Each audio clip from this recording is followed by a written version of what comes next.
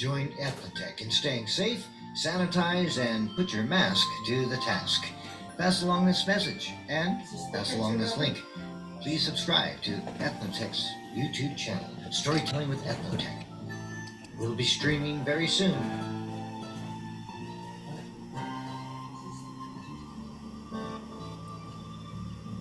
So this story, our frame story, is from Mongolia, and it's called Tarva'a. Stories of whimsy, wonder, and mirth.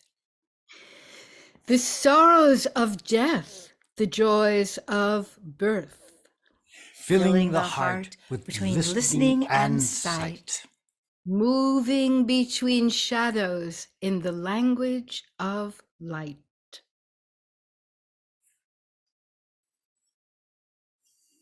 Hey, hey, hey, hey, hey,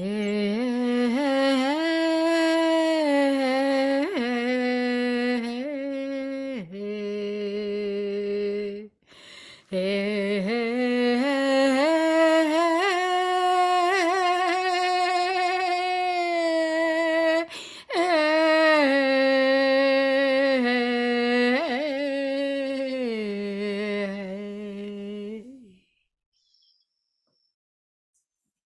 Long ago, in the land of Mongolia, the Black Plague descended not like a slow drizzle, but like a thunderbolt, infecting almost every felt-covered yurt and their families within.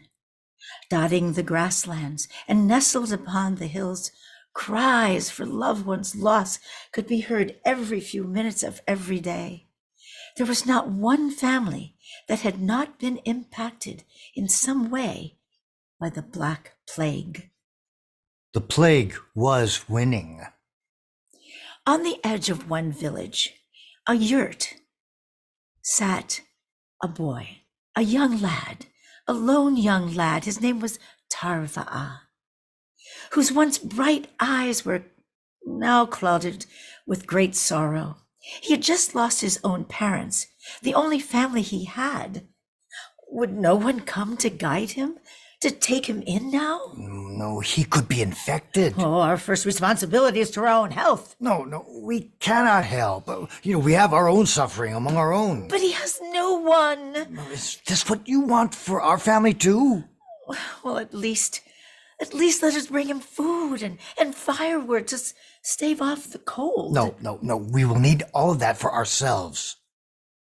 And so, when Tarva'a felt chilled one cold night after another, and with no food for his aching belly, he began to feel weaker and weaker. Stumbling onto the grass outside his yurt, he rolled down onto the grass, and there he lay, more content than he had felt in a long time. If he was going to die, he wanted to die gazing at the multitude of stars twinkling above him. Finally, in gratitude, his eyes closed in a peaceful sleep. But soon, the Black Plague hovered above his body and draped its cloak over the young lad. Soon neighbors noticed Tarva'a. Stay away from his body. The Black Death has taken him. Run as fast as you can. Away from him. Away from death. Away from that boy. Tarva'a's spirit heard all these frightening cries.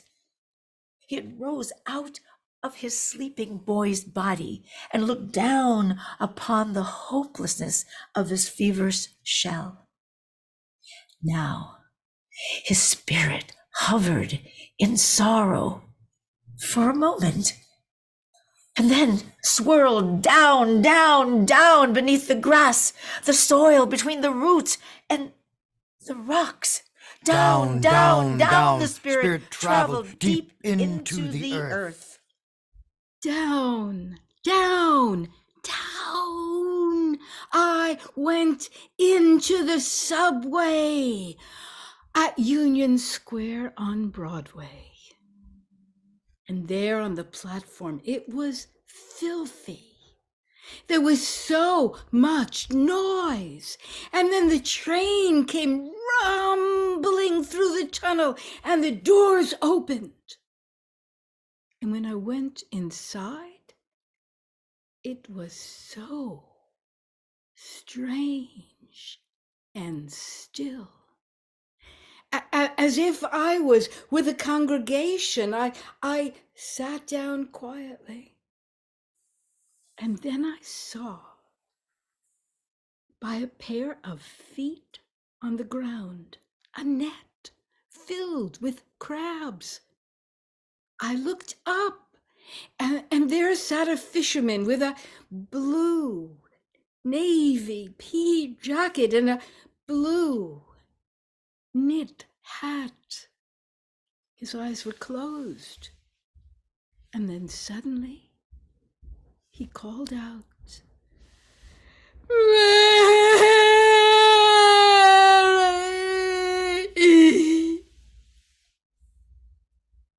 And I understood the silence. Every time the door opened and people left the train, they didn't turn their backs, but faced the fishermen as if they were in a holy place.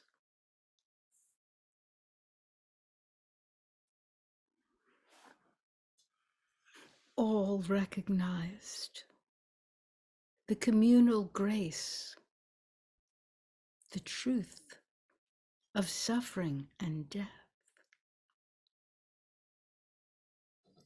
Down, down, down, Tarva'a's spirit traveled deep into the earth.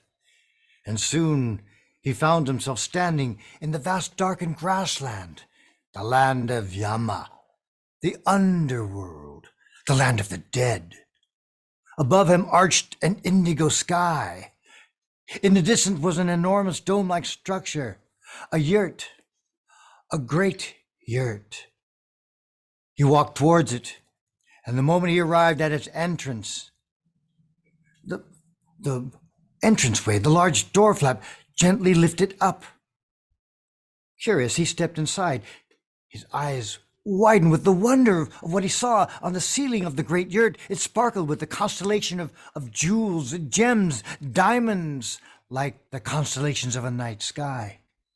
In the center sat the great Khan Yama of the underworld. The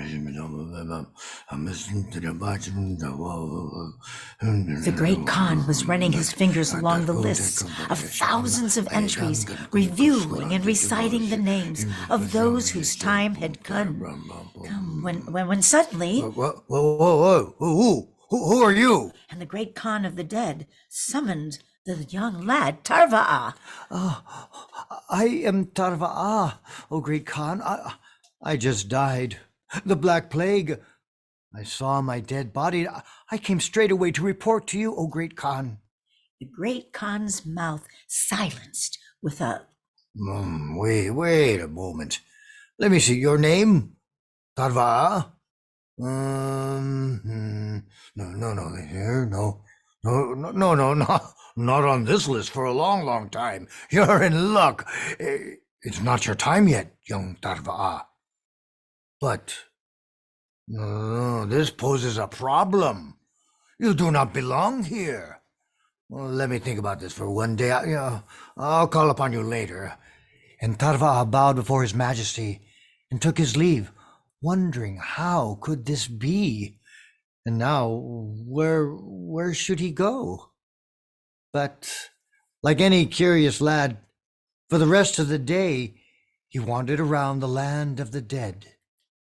He met angry souls, bitter souls, Laughing and complaining souls. jealous and joyful souls. As Tarva'a came up upon each varied soul, he asked sweetly and innocently, "Tell me your story." I'll tell you my story. When I was 12 years old, a year after my mother had a stroke, I was sent to summer camp in August. It was hot and I was sad.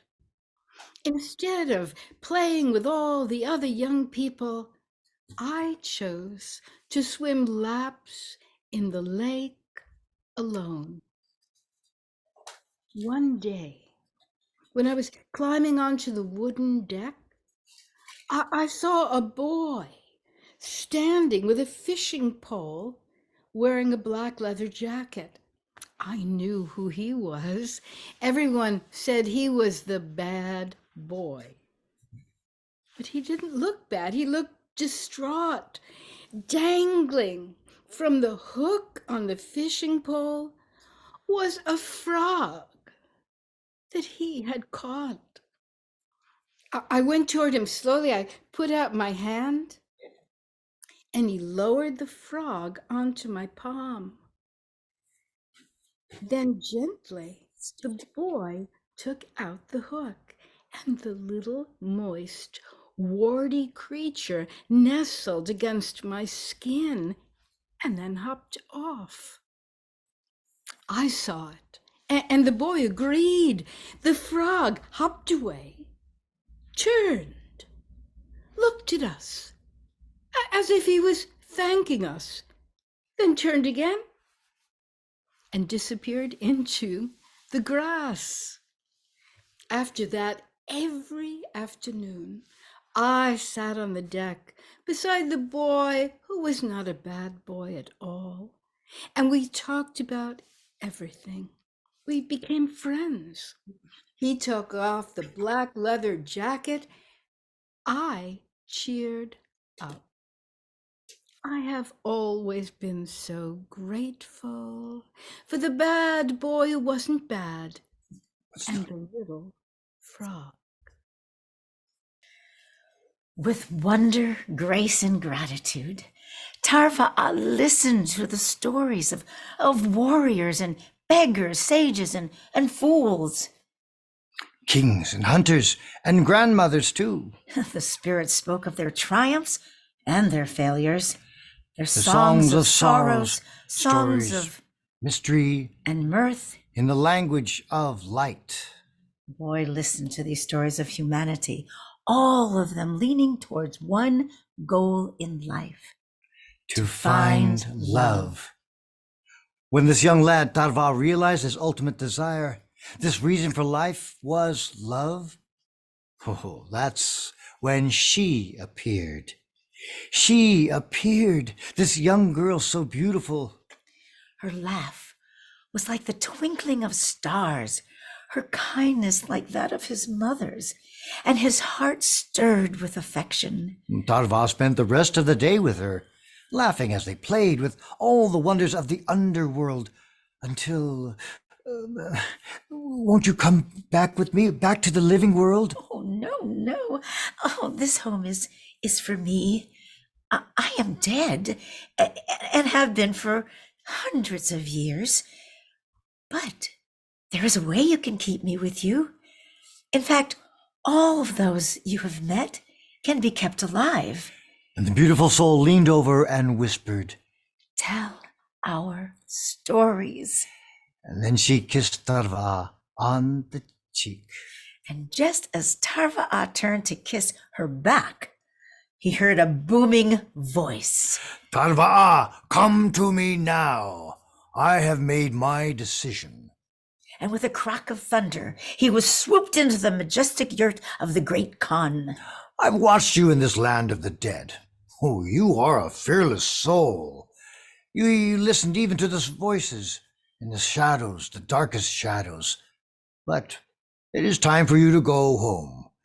But before I send you back, come, I want to show you something. I want to give you a gift.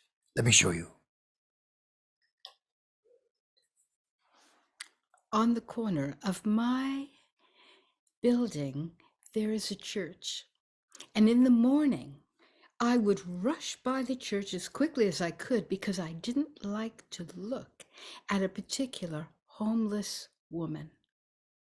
One winter, when the ground was covered with snow, I realized that she was walking behind me, quickly quickly, I went to my door, put the key in, and she tapped me on the shoulder.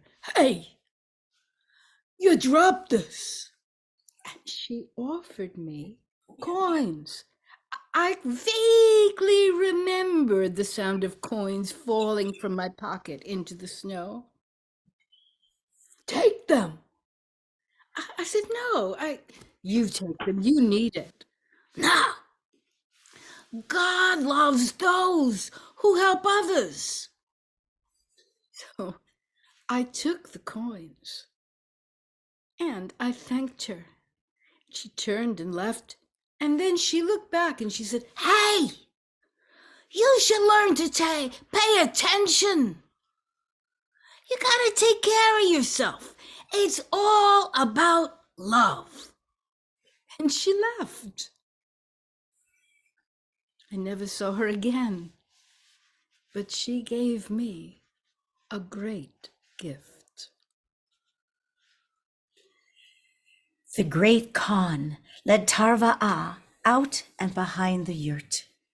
There stood an enormous pile, a huge mound of things, all sorts of things, a silver scepter, a wooden shovel, silk shirts, delicate porcelain tea sets, a bag of gold prayer beads. These things are from the souls you have met here. These things were coveted, sought after, even killed for.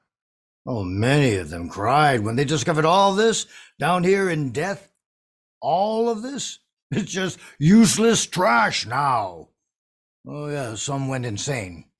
And a few wise and grateful ones, oh, they giggled for joy, free at last.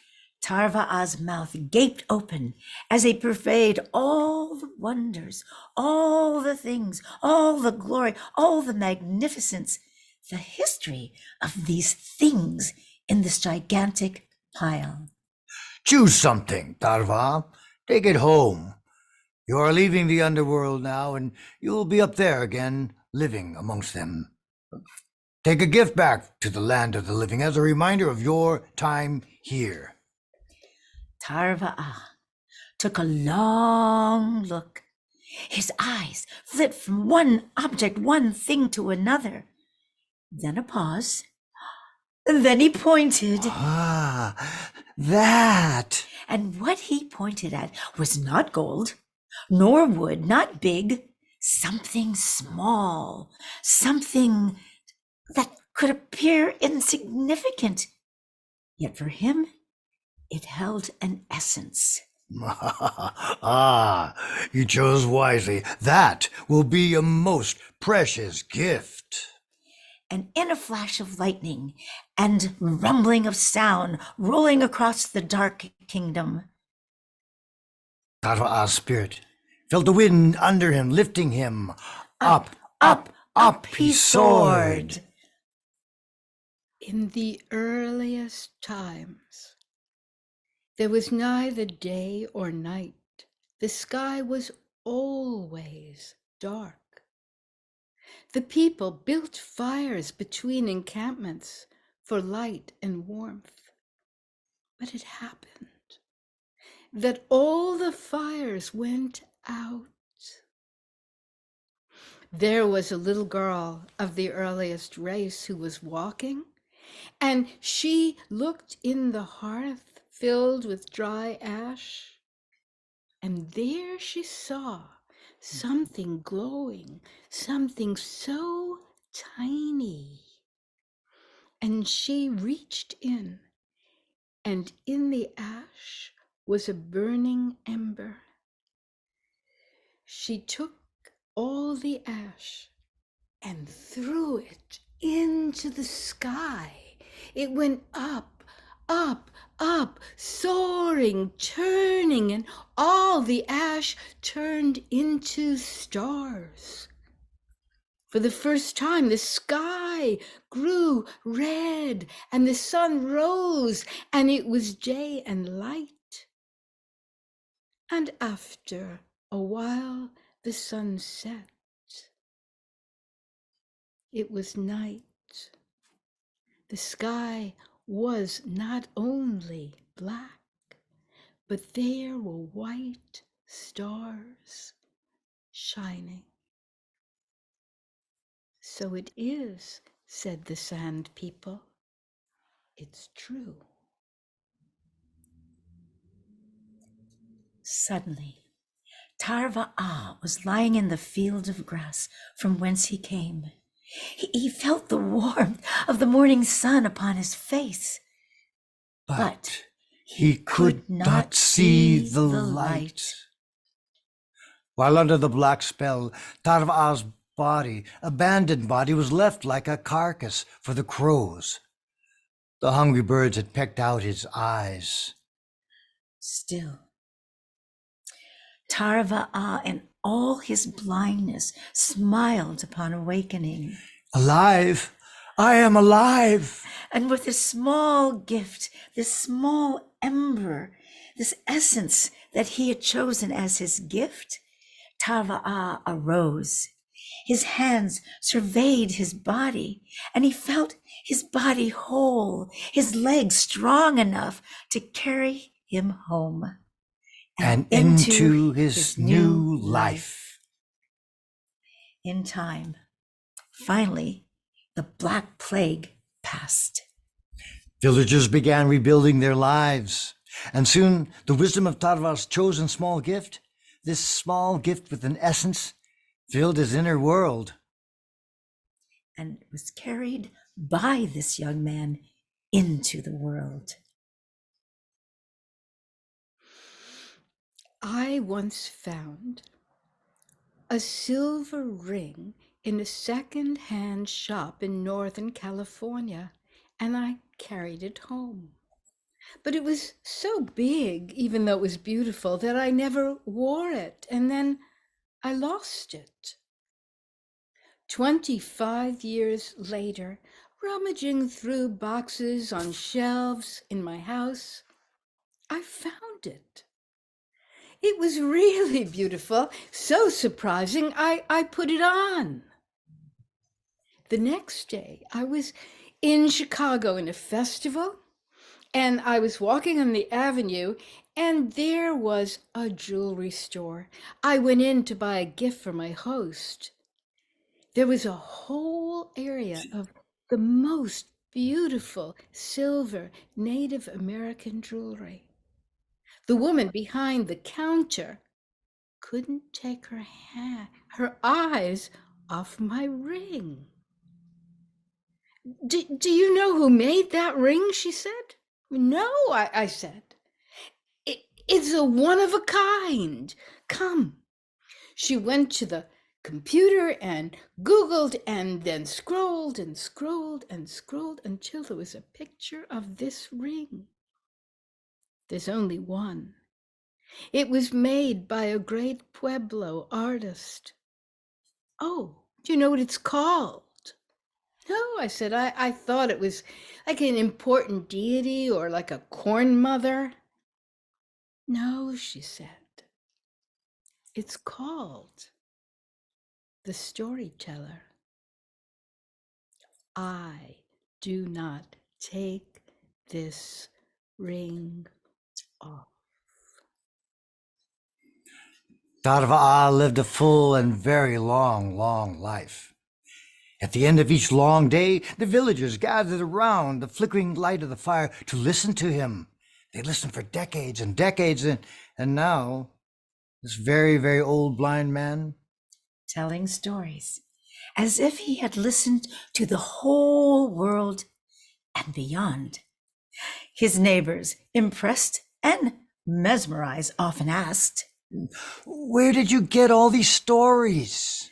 Tarva would only grin, then continue with his Stories of whimsy, wonder, and mirth, the sorrows of death, the joys of birth, filling the heart between listening and sight, moving between shadows in the language of light,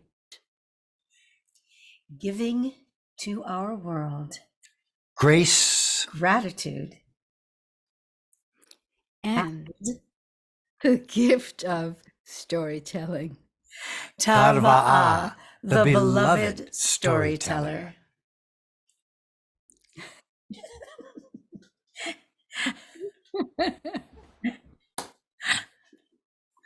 Okay. Thank you. Yes. Braiding and weaving.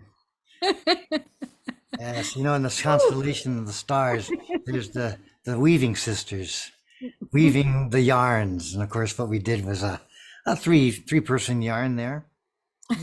Yeah, it was great fun and always an honor to work with Laura. Oh my God. So, does anyone have any questions or anything you want to say out loud? You can unmute yourself because I know as a Zoom audience after 2.5 years, you know how to do that. Right? So, can we get rid of Let me that? get rid of this. So, anybody? People are speaking in the chat room. They're